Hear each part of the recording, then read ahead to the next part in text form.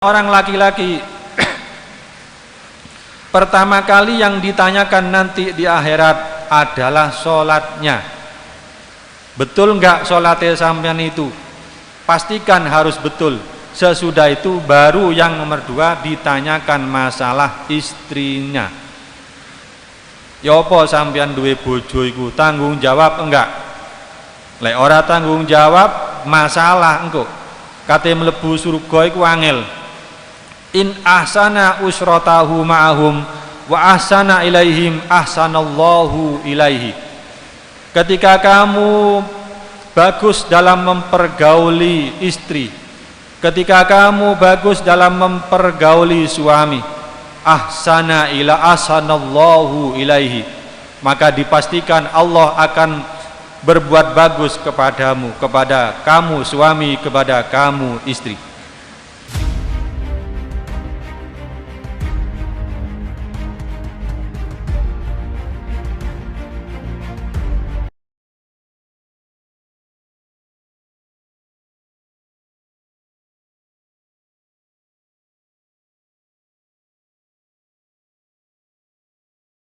Ya Rabbal Alamin ya Mujibas Sailin.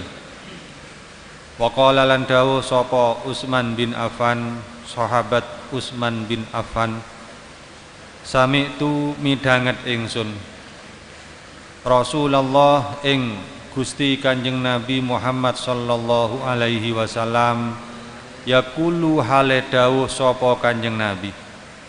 Isine dawuh lau annal mar'atah, lamun sak temeni wong wadon iku malakat miliki sapa mar'ah ad-dunya ing dunya bihadza firiha kelawan sekabehani mar'ah wa anfaqat lan nafaqahaken sapa mar'ah al-jami'a ing sekabehani dunya ala zaujiha ing atase bojone mar'ah. Summa mannat nuli ngundat-ngundat sapa mar'ah alaihi ing atase zaud ba'dahinin ing dalem sakwise mangsa suwiji illa ahbata angin nglebur angin gusak sapa Allahu Allah amalaha ing amale mar'ah wa hasyaraha lan giring sapa Allah ing mar'ah ma'a Qaruna serta Qarun. Meneruskan pelajaran yang kemarin, Sayyidina Utsman bin Affan ini berkata, sami'tu Rasulullah, saya pernah mendengar Gusti Kanjeng Nabi, mertua saya, yaqul beliau bersabda, lau annal mar'ata malakat ad-dunya, umpama seorang istri itu kaya raya wa anfaqat al-jami'a ala zaujiha, kemudian istri tadi menginfakkan, mengeluarkan semua hartanya untuk suaminya, summa mannat alaihi ba'dahinin, kemudian pada suatu ketika istri tadi mengundat-ngundat hartanya yang diinfakkan kepada suaminya, illa ahbatallahu amalaha, maka Allah akan menggosok, akan menghapus semua amal kebaikannya. Kalau kemarin saya menerangkan istri yang mengundat-undat hartanya karena habis dimakan oleh suaminya, maka amalnya selama 40 tahun hangus. Tapi ini semua amal kebaikannya mulai lahir sampai mati hangus semuanya, gara-gara ngundat-ngundat hartanya. Bahkan istri yang modelnya kaya itu akan mendapatkan diskon hasyaraha ma'a Qarun, nanti di hari kiamat akan berteman dengan Qarun. Makanya hati-hati, ojo sampai ngundat-ngundat dunyone sampean sing entek, sing goro-goro kanggo biayai bojone. Bareng Qarun lho, Korun iku sapa sih? Korun iku sekilas kula terangaken. Dalam Al-Qur'an itu inna qaruna kana min qaumi Musa fabagha alaihim wa atainahu minal kunuzi ma inna mafatihahu latanu bil usbah ulil quwwah. Korun ini termasuk kaumnya Nabi Musa, tapi dia keluar dari kaumnya Nabi Musa, bikin partai sendiri. Wa atainahu minal kunuz, kemudian Allah memberikan Korun gudang-gudang alias kekayaan. Inna mafatihahu latanu bil usbah, yang mana kuncinya gudang, gemboknya gudang ini hanya bisa diangkat latanu bil usbah. Ini ulama beda pendapat. Ada yang mengatakan 70 orang yang bisa mengangkat kunci atau gemboknya gudangnya Korun. Ada yang mengatakan 40 orang, ada yang mengatakan 60 ekor keledai yang bisa mengangkat kuncinya Korun. Korun ini tibae ada hubungan kerabat dengan Nabi Musa. Korun ini ibnu ammihi, anak pamannya Musa, berarti misanan atau sepupu. Kana minas sab'ina alladzina ikhtarahu Musa lil munajat fasami'a kalam Allah summa hasada Musa ala risalatihi wa Harun ala imamatihi. Korun ini termasuk salah satu daripada 70 orang yang dipilih oleh Nabi Musa untuk menemani Nabi Musa bermunajat kepada Allah. Dan Korun ini juga bisa mendengar kalamnya Allah. Summa hasada Musa, sesudah itu Korun hasud kepada Nabi Musa. Opo kok Musa sing dadi nabi kok gak aku? Keterangannya begitu, hasud. Dadi wong alim iku ya duwe rasa hasud. Kiai ya ngono, kiai kok gak dihasuti mbek wong durung patek kiai iku. Wong nabi mawon dihasuti kok luwe-luwe kiai. Qarunu a'lamu bani Israil ba'da Musa wa Harun.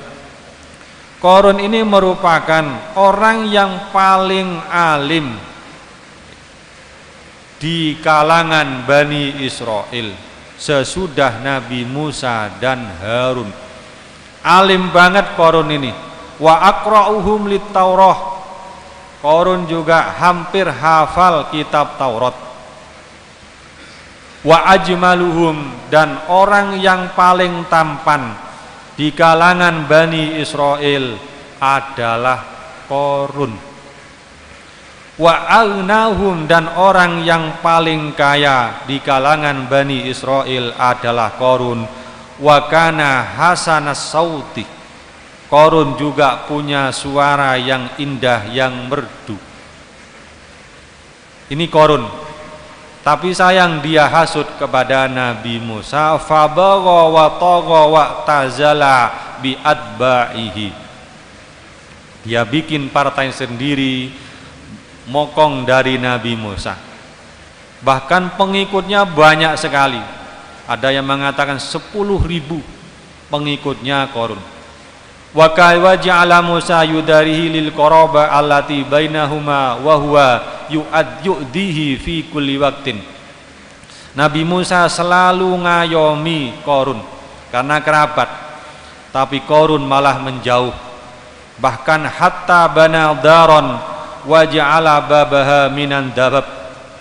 Bahkan sampai Korun ini membikin rumah yang pintunya terbuat dari emas.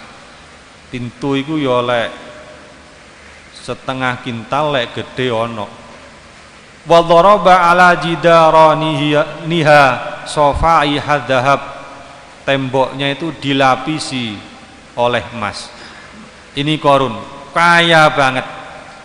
Tapi singkat cerita di dalam ayat seterusnya, fa khasafna bihi wa bidaril arda fama kana lahu min fi'atin yansurunahu min dunillah wa ma kana minal muntasirin. Singkat cerita, Korun ditenggelamkan oleh bumi. Sak dunyo-dunyoni entek. Gara-gara apa? Gara-gara mokong ngelamak nang Nabi Musa. Teng tafsir Baghawi diterangkan, tibae iki secara singkat, penenggelaman Korun oleh bumi ini tidak langsung, bertahap. Ceritanya begini, Korun iki saking gedingi nang Nabi Musa, menyuruh perempuan yang sangat cantik untuk menggoda Nabi Musa, menyewa perempuan yang sangat cantik untuk menggoda Nabi Musa. Ketika dia berhasil, maka nanti Nabi Musa akan difitnah oleh Korun telah berzina dengan seorang perempuan yang cantik. Disewa, bahkan nyewanya itu dengan angka yang fantastik, 1000 dinar. Ada yang mengatakan tostun minal dahab, bayarannya itu satu piring dari emas. Tapi Allah membukakan hati perempuan ini yang asalnya mau membantu Korun, malah membantu Nabi Musa. Kemudian Nabi Musa marah besar gara-gara difitnah oleh Korun. Bahkan Gusti Allah tidak terima kalau nabinya dihina, dilecehkan oleh kaumnya. Akhirnya apa? Teng tafsir Baghawi itu diterangkan, auhallahu inni amaratul arda antuti'aka famurha bima syi'ta ya Musa.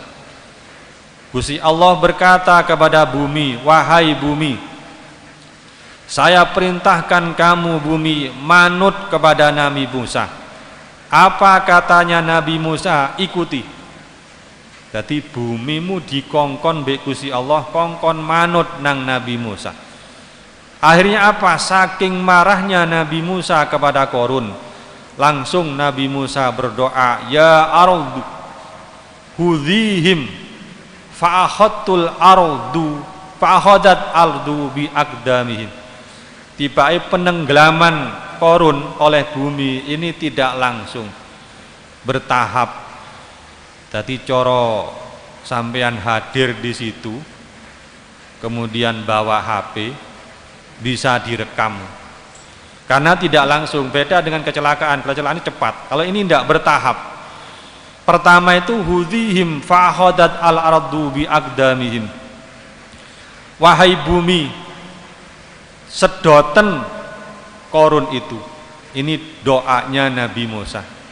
Tenggelamkan Korun itu. Akhirnya apa? Yang pertama kali disedot oleh bumi, dua kakinya Korun. Tidak bisa diangkat. Ketika itu langsung Korun merasakan ini azab Allah. Dia minta maaf kepada Nabi Musa, tapi sedikit pun Nabi Musa tidak menoleh kepada Korun.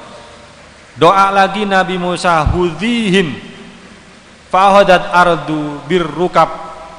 Sesudah itu langsung menuju ke lututnya. Lututnya dengkule Korun mendelep, gak kena diangkat. Mari ngono donga maneh Nabi Musa sampai ausat. Ausat ini perutnya nangisor wis kedelep bumi. Mari ngono aknak ini leher kedelep gak iso diangkat. Yang terakhir fantobakot alaihimul ardu, bumi menenggelamkan Korun tanpa sisa. Sak dunyoni entek goro-goro ngelama nang Nabi Musa. Tapi ketika tahap demi tahap itu, fi kulli dzalik yatadarrauna ila Musa. Setiap tahap Korun ini minta maaf kepada Nabi Musa, tapi la yaltafit ilaihi li syiddati ghadabihi. Nabi Musa tidak menoleh sedikit pun kepada Qarun. Kenapa? Saking marahnya kepada Qarun. Jadi Qarun ini masya Allah banget, terlalu keterlaluan. Wong awake duwe ilmu kok berani melawan Nabi, ini kan gak pantas.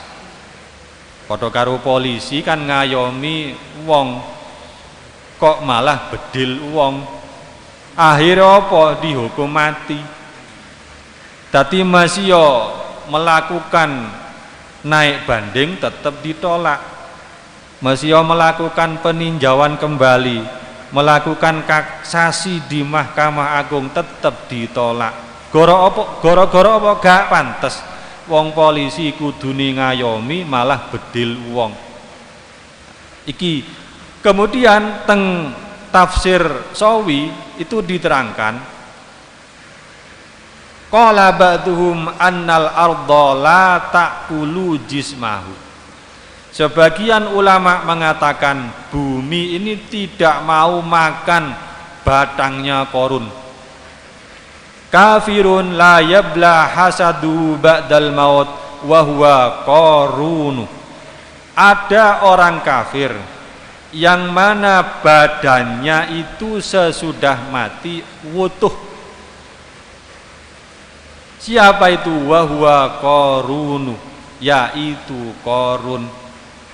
Tapi ingat, kewutuhan badannya Qarun ini bukan bentuk pemuliaan Allah kepada Qarun, tapi bentuk penghinaan Allah kepada Qarun. Lek sampean kepingin mati badane sampean wutuh ya maca Qarun. Sugiya medhit pisan, seneng hasud nang wong kok badane sampean wutuh. Tapi ingat, wutuh iku ora krana dimuliakan Allah, tapi karena dihinakan oleh Allah. Pun balik maneh nang ngarep. Dadi ketika istri kaya raya, kemudian hartanya dibuat untuk sang suami sampai habis, kemudian dia mengundat-undat, maka nanti amal kebaikan istri tadi hangus semuanya, bahkan akan mendapatkan diskon akan bersama Qarun nanti di hari kiamat. Tadi tukaran yo tukaran, tapi gak usah ngundat-ngundat dunyo. Lek ngundat-ngundat dunyo ya kaya mang. Awak mulai biyen mulai manten anyar kepingin banget nang bulan purnama. Awakku sing milih bojoku dek kasir. Tibake sampai saiki gak keturutan. Aku sing bayar. Bensinku yo aku sing bayar, bahkan parkiran lo aku sing bayar. Bojoku mek nyopiri tok. Mulai biyen melarat, amal kebaikannya sampean entek kabeh. Dadi tukaran-tukaran tapi gak usah ngundat-ngundat dunyo pun. Wa qala sallallahu alaihi wasallam awwalu ma tus'alul mar'ah yaumal qiyamah an sholatiha wa an ba'liha. Gusti Kanjeng Nabi dawuh, awal atau pertama kali yang ditanyakan kepada seorang perempuan, kepada seorang istri adalah sholatnya. Bagaimana sholatnya ibu-ibu ini? Pastikan harus sah. Ojo sampai gak sah, berarti kudu ngaji bab sholat, ngaji ilmu fikih. Alhamdulillah di masjid sini ada pelajaran fikih, baik ba'da subuh atau ba'da maghrib. Ngaji yo iku soalnya apa? Sing ditakoni dhisik masalah sholat, duduk masalah zakat, duduk masalah haji, duduk masalah poso. Sholat sing ditakoni dhisik. Sing nomor loro wa an ba'liha. Ibu-ibu nanti ditakoni sing nomor loro iku masalah suamini. Wis gati enggak nang bojone sampean? Wis manut enggak nang bojone sampean? Lek gak manut ya masalah engko di akhirat. Makanya ngaji yo bab kewajiban atau hak suami istri. Di antara kitab yang menerangkan tentang kewajiban atau hak suami istri, ya kitab yang saya baca ini kitab Uqudul Lijan, ben ngerti endi kewajiban endi hak. Wa qala Rasulullah sallallahu alaihi wasallam awwalu ma yuhasabur rajul ala salatihi summa an nisaihi. Begitu juga orang laki-laki pertama kali yang ditanyakan nanti di akhirat adalah sholatnya. Betul enggak sholatnya sampean itu? Pastikan harus betul. Sesudah itu baru yang nomor dua ditanyakan masalah istrinya. Ya apa sampean duwe bojo iku tanggung jawab enggak? Lek ora tanggung jawab masalah engko. Kate mlebu surga iku angel. In ahsana usratahu ma'ahum wa ahsana ilaihim ahsanallahu ilaihi. Ketika kamu bagus dalam mempergauli istri, ketika kamu bagus dalam mempergauli suami, ahsanallahu ilaihi, maka dipastikan Allah akan berbuat bagus kepadamu, kepada kamu suami, kepada kamu istri. Kemudian wa awwalu ma tuhasabul mar'ah ala sholatiha summa an haqqi zaujiha. Kanjeng Nabi mengulangi lagi, pertama kali yang ditanyakan kepada istri, pertama kali yang dihisab amalnya istri adalah sholatnya, kemudian adalah hak-haknya suami. Jadi istri-istri itu jangan bicara hak-haknya saja. Haknya suami ya harus dibahas. Lebih-lebih sekarang hampir hari raya. Ibu-ibu jaluk kelambi telung pasang, telung setel nang bojone ya ora salah. Wong iku hake dhewe. Sampeyan jaluk sandal emoh ditukokno dek Gondang Legi.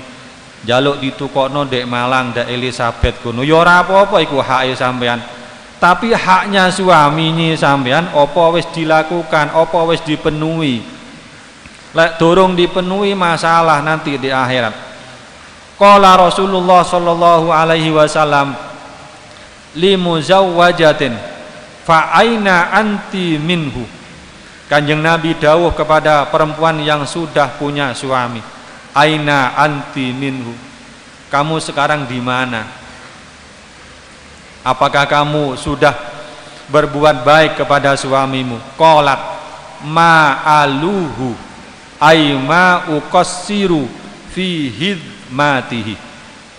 Perempuan yang sudah bersuami tadi menjawab, ma'aluhu, saya tidak pernah sembrono kepada suami saya sedikit pun. Kanjeng Nabi, kongkon ngalor yo aku ngalor, kongkon ngidul yo aku ngidul, kongkon melebu nang kamar lu aku gelem, mesyo awan-awan, mesyo ono dayok, gelem aku Gusti Kanjeng Nabi, ndak pernah sembrono, ndak pernah ngelarani atini bojoku Kanjeng Nabi.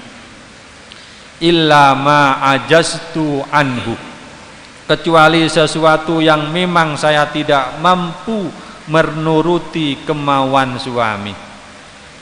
Saya contohkan kemarin sudah saya terangkan, istri boleh menolak ajakan suami karena 3 hal. Yang pertama, istri lagi sakit. Yang kedua, farjinya ada lukanya. Yang nomor 3, miliknya suami terlalu besar, miliknya istri terlalu kecil. 3 itu tok, lainnya harus sami'na wa ata'na kepada suami. Di samping itu kecuali perintah suami itu mengandung maksiat kepada Allah. La ta'ata li mahlukin fi maksiatil khaliq. Kalau perintah suami itu mengandung maksiat kepada Allah, maka tidak usah diikuti, meskipun itu suaminya sendiri. Qala fa kaifa anti lahu. Kemudian Kanjeng Nabi dawuh maneh, kamu di mana? Fa ainahu jannatuki wa naruki. Kalau begitu suamimu adalah surgamu, suamimu adalah nerakamu. Iki sampean rungokno ibu-ibu.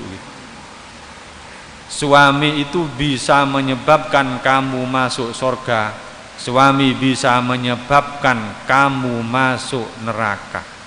Sejauh mana kamu berbakti kepada suami, maka kamu akan masuk surga. Ora tahu ngelarani bojo, ora peduli dengan tonggo, ora peduli dengan teman. Pokok bojoku seneng tak lakoni. Gak peduli aku dipecat oleh atasan, pokok bojoku seneng. Maka hadiahnya sampean adalah masuk neraka, masuk surga. Sebaliknya ketika kamu ngelarani atini bojo, ibadah sampean, salat bengi sampean, poso bendino sampean, tapi sampean tahu ngelarani bojo, gak kira melebu surga. Tadi lek sampean duwe salah nang bojo, engkok mulih maringi niki endang-endang njaluk sepuro. Ojo ngenteni riyaya sek suwe, iya lek sik urip, lek wis mati te njaluk sepuro nang sapa sampean. Dadi engko kudu janji sampean sing duwe salah nang bojo endang njaluk sepuro. Mun moga-moga manfaat. Al-Fatihah.